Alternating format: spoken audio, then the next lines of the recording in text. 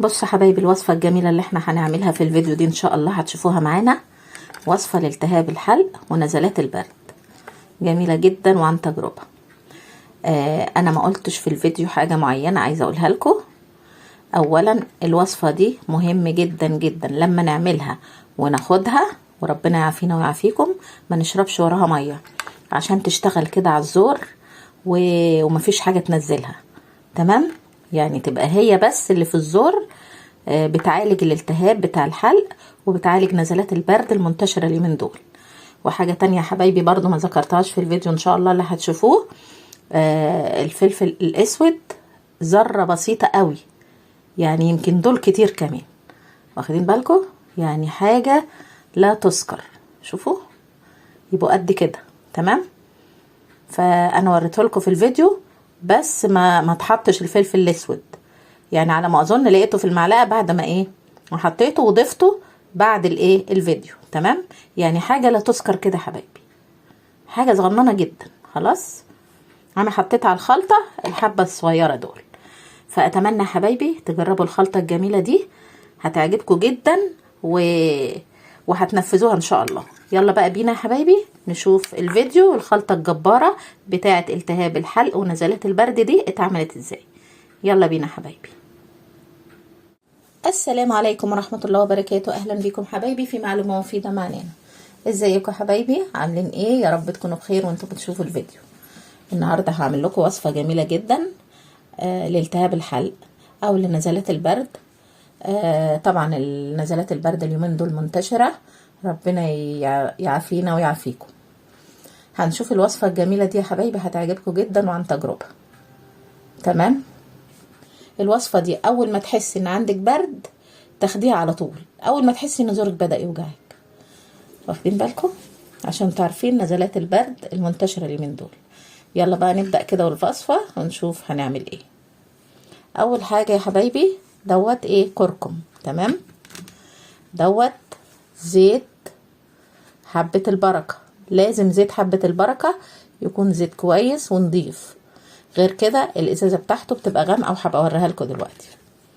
دوت يا حبايبي عسل نحل. تمام، ودي نص ليمونة،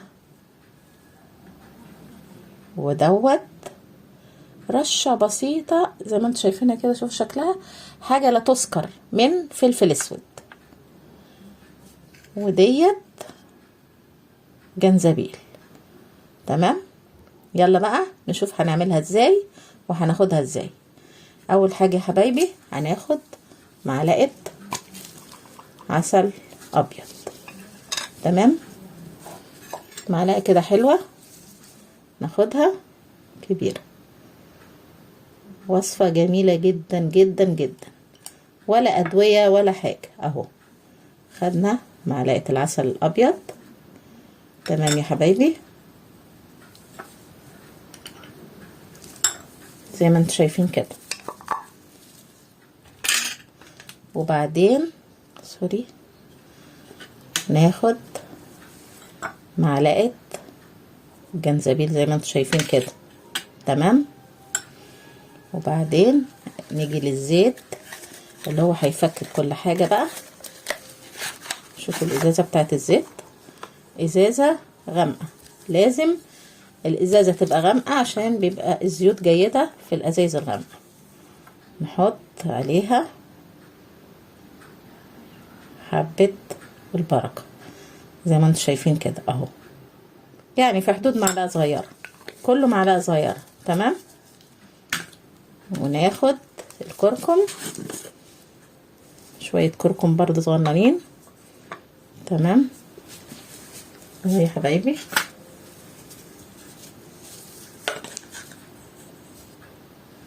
اهو زي ما انتم شايفين كده، تعتبر تعادل معلقة صغيرة، بس المعلقة الصغيرة بتاعتي دي كبيرة شوية اهو. تمام يا حبايبي اهو. واخر حاجة احنا حطينا طبعا الفلفل الاسود رشة بسيطة، يعني ذرة لا تذكر.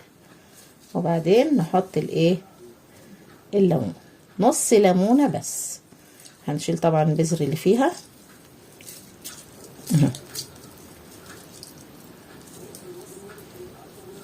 تمام. هنعمل ايه بقى يا حبايبي كده؟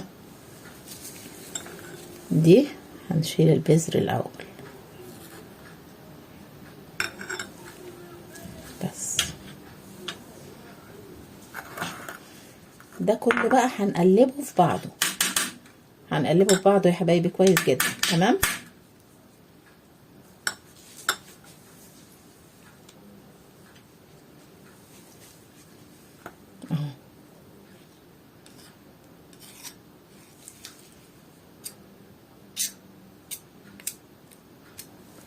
طبعا الليمون والزيت هيفككوا الايه، العسل شويه. نقلب كده بقى. دي خلطه جباره جباره.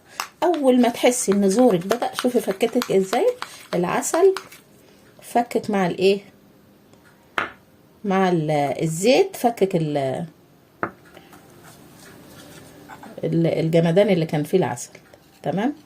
يعني العسل حطيناه والليمون فكك الجمدان بتاعه اهو. دي بقى خلطه مش هقول لكم على جمالها وعلى حلاوتها كمان. دي بقى تاخدي معلقه صغيره بس على الريق، او في وسط الاكل عادي، مش مشكله. بعد ما اكلتي بعد ما تحسي ان زورك بدا يوجعك، واخده بالك، تاخدي المعلقه، معلقه قد كده اهي، معلقه صغيره زي كده. تمام. هي دي الوصفه جباره، هتنزل على الزور كده، هتحسي بحرقان، وهتحسي ان كل حاجه خفت. يعني هتحسي التهاب الحلق خف على طول، يعني في ساعتها كده هتحسي بفرق، وانت بتاخديها كده هتحسي بحاجه غريبه كده. تمام. غير كده يا حبايبي اي روائح في الفم بتزيلها على طول. حبه البركه ده مفيد جدا، الزيت بتاع حبه البركه اهو يا حبايبي. بصوا شكلها، وصفه فعلا، يعني فعلا زي ما بتقول الشيف سالي فؤاد مش واخده حقها. انا شفتها وهي بتعملها وقلت اجربها، كان عندي التهاب في الحلق، لقيتها فعلا بتنزل كده على حرقان بسيط في الزور، وبتخليه يعني بصراحه مش عارفه اقول لكم الاحساس ايه، هتحسي بالفرق بصراحه. فاتمنى يا حبايبي تجربوا الوصفه دي لانها هتعجبكم جدا. اما اخد انا معلقه عشان حاسه ان في برضو ايه، يعني الكلام دوت كان من الشهر اللي فات. يعني هاخد واحده كده وبتقوي المناعه، يعني دي بتقوي المناعه الخلطه دي. تمام. اخد معلقه معاكم، يعني طعمها جميل وحلوه، مش وحشه، يعني مستساغه، يعني حلوه. اتمنى يا حبايبي تجربوا الوصفه دي اهي. شوفوا اشتغلت على الزور وبتعمل حرقان خفيف كده، دوت يدل ان الزور ملتهب. تمام. فان شاء الله تعجبكم وتجربوها. والسلام عليكم ورحمه الله وبركاته.